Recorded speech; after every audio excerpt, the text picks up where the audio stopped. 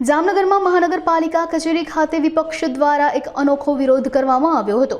ભ્રષ્ટાચારના ગંભીર આક્ષેપો સાથે વિપક્ષે નકલી નોટના હાર સાથે મેયરની ચેમ્બરમાં આવેદનપત્ર ચોંટાડ્યું હતું। વિપક્ષે શાસકો સામે ભ્રષ્ટાચારના આક્ષેપો કરીને સૂત્રોચ્ચાર કર્યા અને હંગામો મચાવ્યો હતો।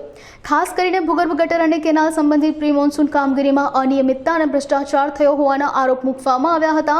વિપક્ષે સ્ટેન્ડિંગ કમિટીને સેટિંગ કમિટી ગણાવી, જેના પરોક્ષ રીતે સેટિંગના આધારે કામગીરી થતી હોવાનો આક્ષેપ કર્યો હતો।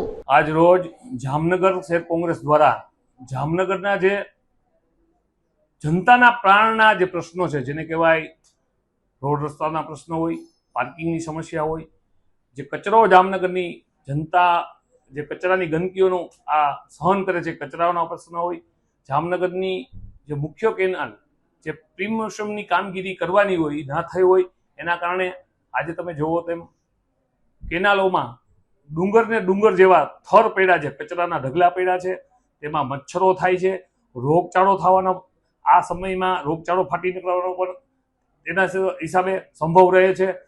એક પણ કેનાલોમાં માત્ર ને માત્ર જેને કહેવાય ને કે કાગળ ઉપર બંધ વાયણે મિલીભગતમાં સ્ટેન્ડિંગ કમિટીના નેજા હેઠળ સ્ટેન્ડિંગ નહીં પણ સેટિંગ કમિટી કહી તો ઘણીવાર અમે કહી છીએ કે આ સેટિંગ કમિટી છે। સેટિંગ કમિટીના દરબારમાં મિલીભગતના કામો કરી, પાટલા દરવાજેથી ક્યાંક આપલે કરી અને જામનગરની જનતાના જે પૈસા છે, જે ટેક્સ રૂપિયા ચૂકવે છે, એ પૈસાનો ક્યાંક ને ક્યાંક આ લોકો ભ્રષ્ટાચારમાં ઉપયોગ કરતા હોય એ સાબિત થયું છે। ગઈકાલે જ મેં તમામ કેનાલોની રૂબરૂ મુલાકાત લઈ અને એના ફોટા પણ પાડી અને આજે જામનગરના પ્રથમ નાગરિક એવા મેયર સાહેબ, જેની રાહ જોઈને અમે થાક્યા, જનતાએ એને જ્યારે ખુરશી આપી હોય કામ કરવાની સક્ષમતા ધરાવતા હોય, ત્યારે એ પણ 12:30 વાગ્યા સુધી એની ખુરશીએ ના આવે। આજે અમે આવેદન રૂપી અમારા જે મુદ્દાઓ છે, જામનગરની જનતાના મુદ્દાઓ છે, એ મુદ્દાઓને લઈ અને અમે મેયર પાસે રજૂઆત કરવા ગયા।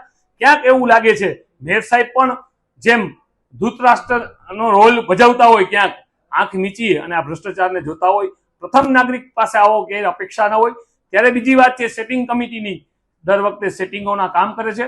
હમણાં જ 2 મહિના પહેલા જામનગરના તમામ રોડ રસ્તાઓ 2 કરોડથી વધારે પેચવર્કનું કામ હોય અને આખું ભાજપનું ડેલિગેશન રોડ ઉપર જઈને વાહ કરવા નીકળી ગયું હોય કે આવા સરસ રોડ બનાવી દીધા છે, આવા સરસ ત્યાં ડિવાઈડરને રંગ કરી દીધા છે। આજે રોડની રૂબરૂ મુલાકાત મીડિયા સાથે કહું છું કે અમારી સાથે આવે અને જામનગરની જનતાનો જે હાલ છે, જે રોડનો હાલ છે, પંચવટીનો રોડ હોય, સાધનાનો રોડ હોય, સત્યમનો રોડ હોય કે ગાંધીનગર વિસ્તારનો રોડ હોય, આજે બેફામ કાદવ કીચડ અને મસ્ત મોટા ખાડા પડ્યા છે। જનતા એમાં પડે છે, એને ક્યાંક ને ક્યાંક ચોટ લાગે છે, ક્યાંક ને ક્યાંક અકસ્માત થવાનો ભય આ ભારતીય જનતા પાર્ટીના ભાજપના શાસનમાં થાય છે। 35 વર્ષથી કહું છું કે આનું શાસન છે એટલે જનતાનું લોહી ચૂસે છે। ગુલાબી નગરી બનાવવાના બદલે ક્યાંક ને ક્યાંક જામનગરને ગંદકી નગરીએ ઠલાવી દીધું છે।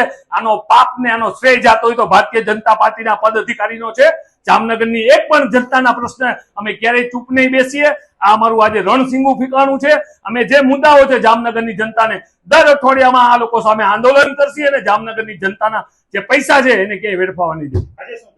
આજે જામનગરની ભારતીય જનતા પાર્ટીના જે પદ અધિકારીઓ છે, સત્તાના નશામાં છે, હું કહું તો એ લોકોને અમે ગુલાબી કલરની નોટ દેખાડી છે કે તમે ગુલાબી કલરની નોટથી કામ કરશો તો એ પણ અમે અમારા ખીચામાંથી તમને આપવા તૈયાર છીએ। જો જામનગરની જનતાનું સારું કામ થતું હોય, જામનગરની જનતા બેસરથી પીડાય છે અને જામનગરની જનતા આવતા સમયમાં આ લોકોને જવાબ આપશે। આજે અમે તોરણ બાંધી અને લીલા તોરણ બાંધી અને લોકોને હજી ભાનમાંથી આ ભ્રષ્ટાચાર શાસન છે એ સાબિત કરવા માટે અમે દેખાડ્યું છે કે આ નોટો લેવાનું બંધ કરો અને ભારતીય જનતા પાર્ટીના જે પદાધિકારીઓ છે, જે ખરેખર કહેવાય કે કુંભકર્ણની નિંદ્રામાં સૂતેલા હોય તો સારું કહેવાય, પણ જાગૃત છે છતાં પણ આ ખાડા કાન કરી અને ભ્રષ્ટાચાર કરવામાં અત્યારે બેહદ મધમત છે। મધમાખી જેમ એક ફૂલને ચૂસી જાય ને એમ જામનગરની જનતાને આ લોકો ચૂસી ગયા છે।